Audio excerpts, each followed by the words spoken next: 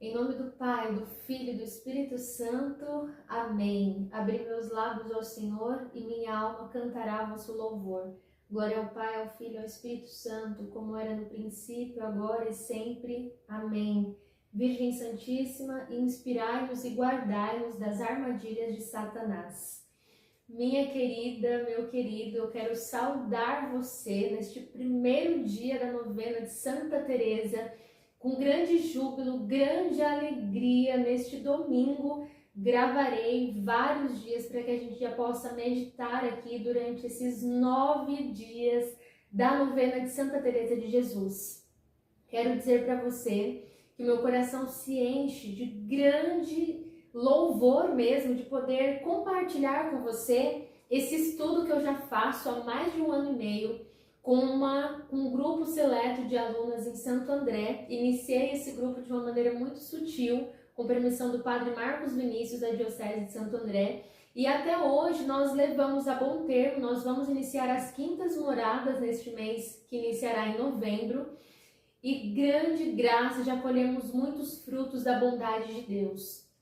Progressos espirituais, decisões espirituais, mulheres vivendo ainda mais a sua vida de maturidade, pontos práticos que alcançam as nossas famílias, exercícios, atividades da alma, caminho mesmo de perfeição, porque o livro de Santa Teresa das Moradas, ele está totalmente unido ao seu livro Caminho de Perfeição, que nos ensina a rezar mais, que nos ensina a ser uma pessoa que é criteriosa com o seu cristianismo. Nós precisamos sempre ter esse rigor. Santa Teresa, ela traz para as monjas, porque ela escreve esse livro para as monjas, né? Já uma introdução aqui dizendo para você, Santa Teresa escreve os livros para as suas filhas, né? Para aquelas que estão ali no início da reforma do Carmelo, quando ela faz todo esse reparo, tirando ali as inclinações aos pecados, as inclinações às vaidades que o Carmelo vivia naquela época de desconstrução até mesmo da sociedade medieval para o Renascimento, né? Então Santa Teresa vive muito ali naquela influência do protestantismo.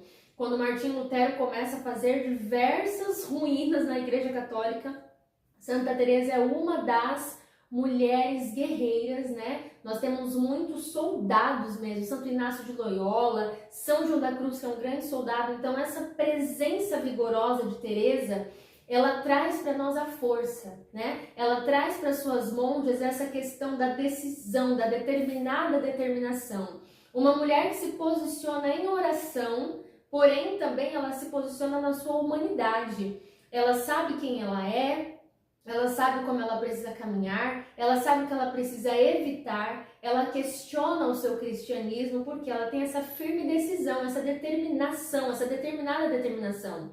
Então, para falar de Santa Teresa, não tem como nós falarmos para pessoas fracas, para pessoas que não levam a sério o cristianismo. É para você que quer viver verdadeiramente. Porque mesmo sendo mulheres, ela traz essa questão da dignidade de uma mulher que trabalha o seu ser varonil também. Então, eu gosto muito de meditar essa linguagem, né, literária. Nós podemos dizer que isso é uma literatura carmelitana, né? Os poemas de São João da Cruz, que são ainda mais prosaicos, ainda mais trazem consigo essa singeleza, né?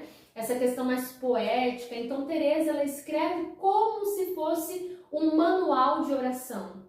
Um manual, capítulos, passos, né? Um passo a passo, algo prático de como você fazer na vida, mas também a reflexão. A gente vai meditar muito sobre isso. Essa breve introdução para dizer para você de toda essa riqueza não seria possível nesse vídeo, nessa introdução de alguns minutinhos, falar para você tudo que nós vamos trabalhar. Serão 9 dias, né? É importante que essa introdução seja um pouquinho maior. Serão 9 dias onde nós trabalharemos as 7 moradas, uma por uma, e nos 2 últimos dias da nossa novena nós teremos exercícios práticos. Como você vai aplicar tudo isso na sua vida? Apesar de que nestes dias da novena nós já teremos, né, exercícios que Santa Teresa nos diz, nos traz, reflexões, tudo aquilo que é muito concreto na vida do cristão, que precisa ser em união à palavra de Deus, né?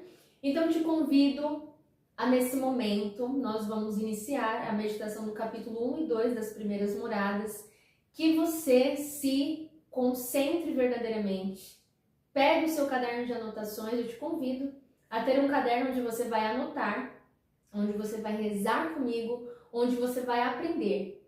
Essa novena oracional, ela tem como intuito também ser uma escola de oração. Então você saiba que você já está sendo introduzida agora aqui comigo numa escola de oração, uma escola carmelitana, a escola de Teresa. São 2 capítulos nas primeiras moradas que vão nos introduzir a uma ótica maior do seu cristianismo. Quem é você? Então você pode saber que agora nós iniciamos esse questionário. Quem sou eu? Qual cristianismo eu tenho vivido? Qual cristianismo eu preciso viver? Quem é Deus? Se você está aí com a sua caneta, com o seu papel, pegue o seu caderno, vou tomar aqui uma água e vamos iniciar verdadeiramente essa meditação. Santa Teresa, no seu capítulo 1 das Moradas, ela começa nos dizendo sobre a beleza deste castelo. Então nós vamos imaginar a nossa alma como um castelo com inúmeras e milhares de moradas, tendo em vista que as primeiras moradas, por isso que Santa Teresa ela nos traz no plural, é a beleza e a dignidade das nossas almas, né? Porém, a sua alma, a minha alma, ela tem inúmeras faculdades, inúmeros aposentos, inúmeros. Imagina um lugar com muitos quartos, né? E as primeiras moradas não é a primeira morada, né? Não imagine que você está em um lugar fixo. Por quê? O Senhor, ela diz, né? Deus, Ele traz no centro da nossa alma as coisas mais secretas. E a união com Deus, ela é essa realidade secreta que Adão e Eva tinham ali no começo, né? Toda essa intimidade com Deus, face a face, nós perdemos isso. Mas o Senhor, Ele deixou na alma humana um espaço onde só Ele preenche. E esse espaço, ele é grandioso. É um espaço que não é um simples espaço, uma pequena morada, um pequeno lugar. São diversas faculdades, onde aos olhos humanos, a inteligência humana não consegue compreender. Então, Teresa vai dizer que a nossa alma ela tem inúmeros aposentos. E mesmo os primeiros lugares onde Deus vai entrando, esses lugares são inúmeros, considerados primeiros lugares, né? Os primeiros aposentos. O Senhor, Ele nos leva a compreender a beleza desse castelo que tem muitos aposentos. No centro dessa alma se encontra um cristal luminoso, que é a presença do próprio Deus. Deus está no centro da alma. Quando nós estamos nas primeiras moradas, numa realidade ainda mundana, é como se você ficasse cercando ao redor do castelo. Santa Teresa vai nos dizer isso, né? Você está como que cercando este castelo, você está do lado de fora, você nem entrou. Isso é uma pessoa em estado mortal, em estado de pecado mortal. Ela está completamente unida àquelas sevandijas, né? Santa Teresa vai usar essa palavra. Sevandijas é uma espécie de largato, de bicho, de cobra, animais peçonhentos que ficam apegados até o corpo mesmo daquela pessoa, fazendo com que essa pessoa ela se arruine, ela está ela e os bichos é como se fosse uma coisa só. Essa pessoa tem o seu corpo repleto de bichos, né? Quando essa pessoa, vamos supor, um jovem que está ali na drogadição, ele está em realidades péssimas da vida, ele é convidado para um retiro, né? Um retiro de primeiro amor. Um casal que está vivendo em diversos pecados é convidado para um retiro de casal. Então, você tem um primeiro contato com a fé. Aquela pessoa que tem um primeiro contato, a porta necessária para que essa pessoa tenha intimidade com Deus é a oração, mas não uma oração qualquer, né? Não uma oração que você começa a repetir palavras, mas a reflexão. Você precisa refletir para entrar nesse castelo, para sair daquela realidade pecaminosa que é o mundo mesmo, de estar fora daquele castelo, né? Então, saindo dessa realidade alegórica, vai imaginando aí, cria mesmo na sua cabeça essa construção do castelo, essa edificação, para que você consiga. A gente precisa muito trabalhar essa questão mental imaginária, para que a gente consiga compreender na oração o que ela nos traz. E você reflete, quem é você? A oração principal, ela não começa primeiro sabendo quem é Deus. Como que você vai saber quem é Deus se você não sabe quem é você? Então, veja só. eu não chamo oração, palavras de Teresa, eu não chamo de oração mexer com os lábios, sem pensar no que dizemos, nem no que pedimos, nem em quem somos e quem é aquele no qual nos dirigimos. Então existe um passo para você entender como você está rezando. Eu preciso saber quem eu sou. Quem eu sou? Eu sou criatura de Deus.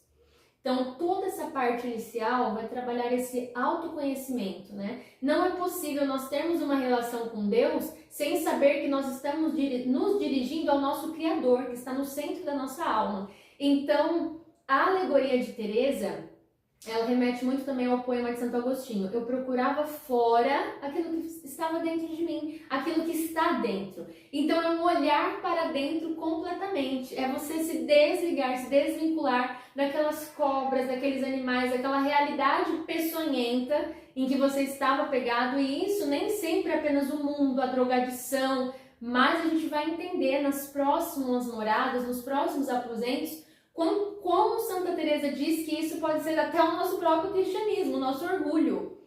A gente pode saber que nós podemos estar na igreja há muito tempo, mas nós não temos uma real vida de oração, porque a gente faz tudo para a nossa maior glória, né? Não para a maior glória de Deus. A gente vai meditar sobre isso.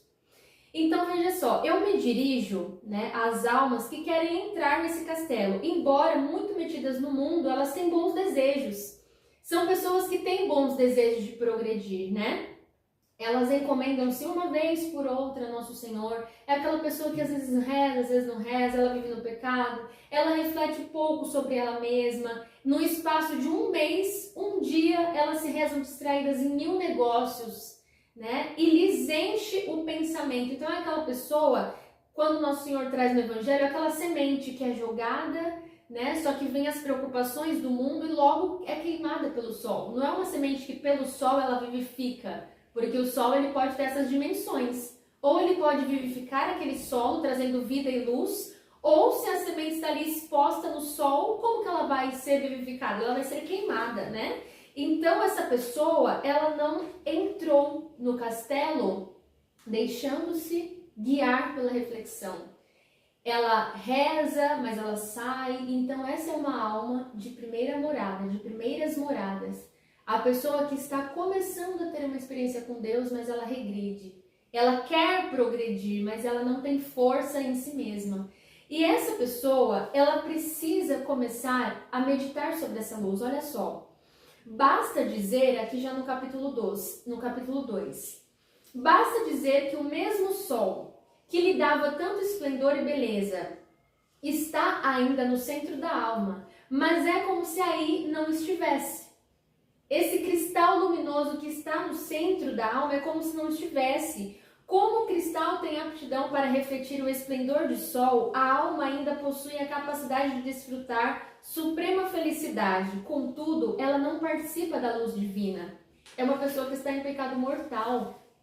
Cristo está dentro dela. Cristo está pronto para brilhar. Deus, o sol luminoso. Nós temos na liturgia das horas, né, um trecho que diz: o sol que não se apaga, a luz que não tem ocaso. Então, este Deus luminoso, triunfante, está dentro de toda a alma humana. E São João da Cruz vai completar dizendo que Deus está na sua presença, né, inata, sua presença criacional em toda criatura. O Senhor, ele habita no pássaro, na aranha, no ar. Todas as criaturas possuem em si a presença essencial de Deus. Porém, conosco, o Senhor, ele pode se comunicar, né? O Senhor, ele pode se comunicar com a sua criatura, criada à sua imagem e semelhança.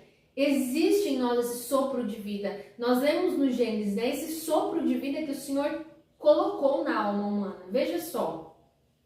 Ó almas, remidas pelo sangue de Jesus Cristo, compreendei o vosso estado e tende compaixão de vós mesmas, persuadidas dessa verdade. Será possível que não procureis tirar de vós esse piche, esse pecado, que obscurece o cristal? Pensai bem.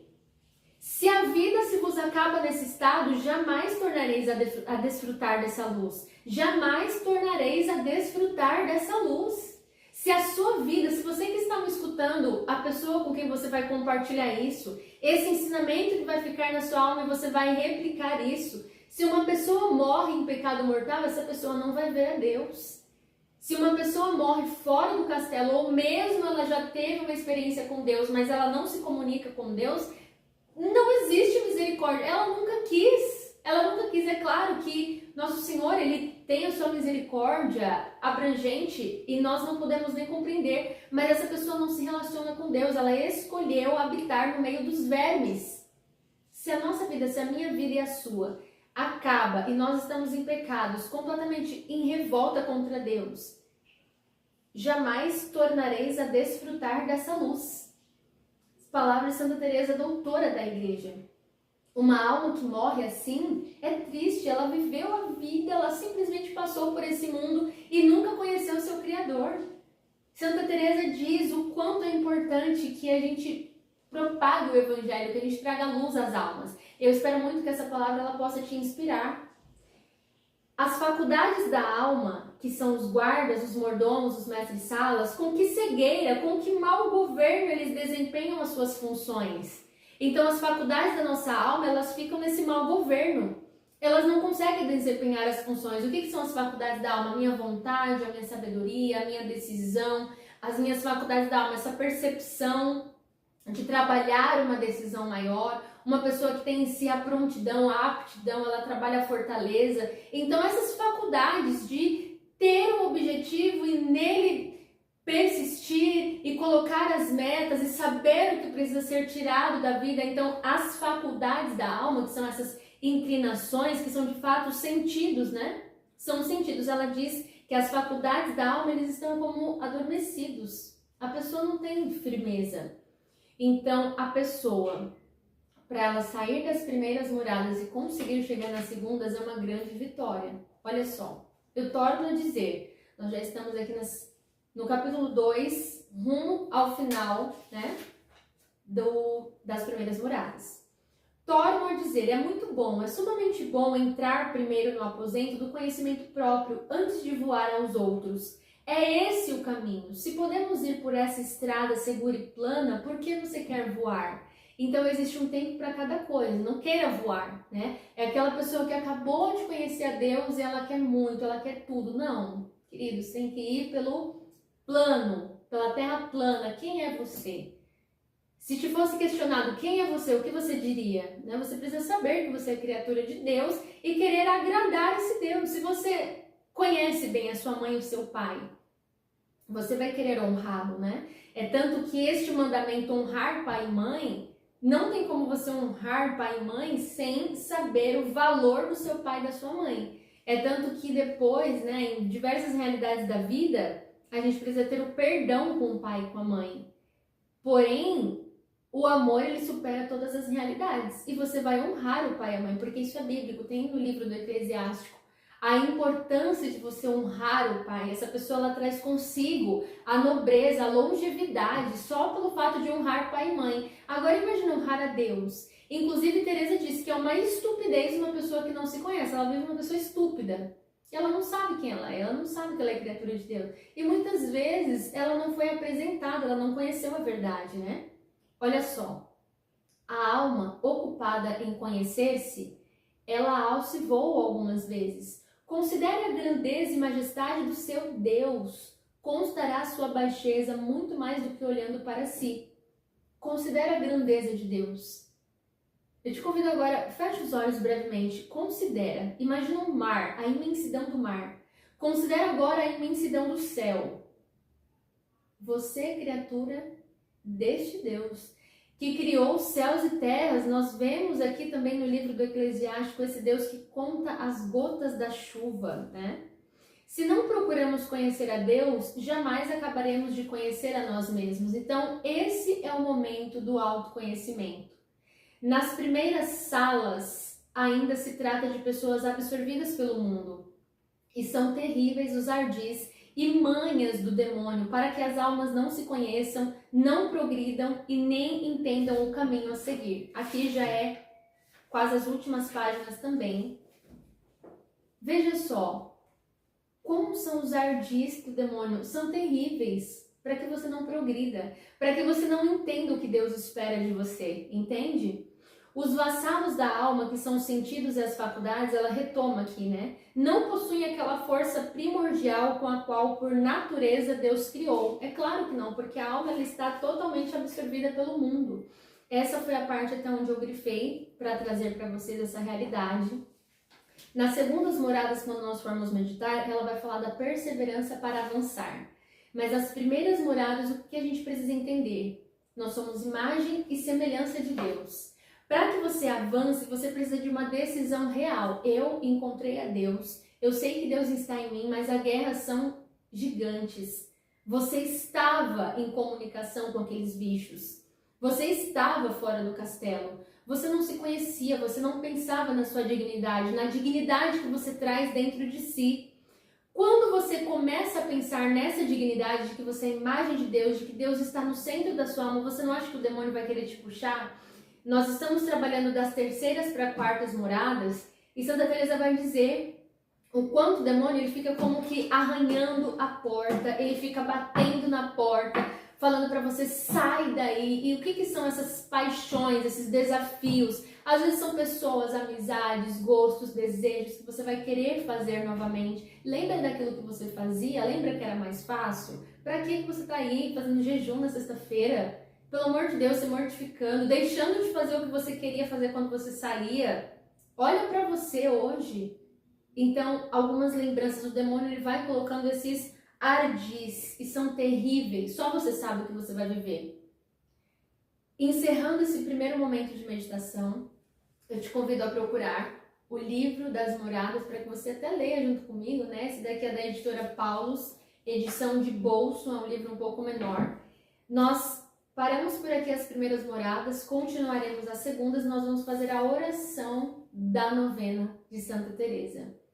Antes de fazermos a oração, eu te convido a meditar um pouco sobre isso, que você possa refletir quem é você, aquilo que o Senhor espera de fato de você nesse caminhar, nessa decisão maior. Eu sou imagem e semelhança de Deus, eu não posso me contentar com aquilo que é baixo, com aquilo que tira a minha dignidade, com aquilo que me rouba da luz. Então peça a Santa Teresa a graça de compreender, se você está nesse nível, nesse estágio inicial da vida de oração, é momento de progredir e a graça não nos falta. A graça não nos falta jamais. Nós meditamos aqui com o Salmo 130, das profundezas eu clamo a vós, Senhor, escutai a minha voz. Se fazes contas das minhas culpas, Senhor, quem poderá se manter? Mas contigo se encontra o perdão. Eu vos temo e em vós espero. Que você possa procurar, inclusive, o sacramento da confissão e progredir um passo a mais. Olhar para si, olhar aonde você quer chegar, essa luz divina que quer te alcançar e iluminar a sua vida, mas você precisa decidir. Ele resgata, ele espera que você volte, né?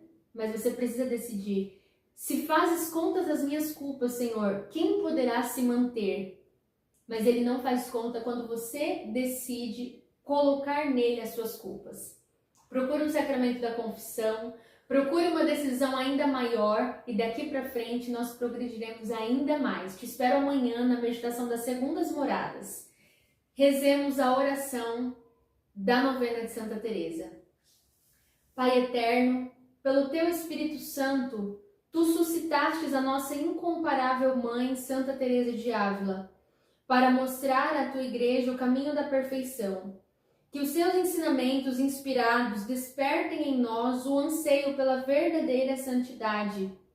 Que estas orações de preparação para a sua festa nos mantenham fiéis a Cristo e nos ajudem a trabalhar na igreja pela salvação de toda a humanidade. Amém.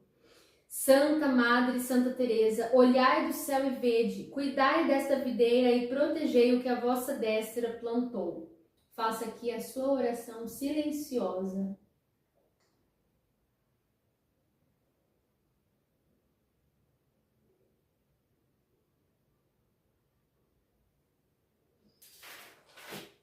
Senhor, nosso Deus, velai por esta família religiosa que a alimentais com o pão do céu. Ajudai-nos a seguir o exemplo de Santa Teresa e a cantar para sempre o vosso amor misericordioso por Cristo nosso Senhor. Que Santa Teresa te inspire. Te espero amanhã no segundo dia. Compartilhe essa meditação agora que estamos no primeiro dia. Compartilhe o canal da Veia Eucarística. E estamos unidos em nome do Pai, do Filho e do Espírito Santo. Amém. Rogai por nós, Santa Mãe de Deus, para que sejamos dignos das promessas de Cristo. Que Deus ilumine você.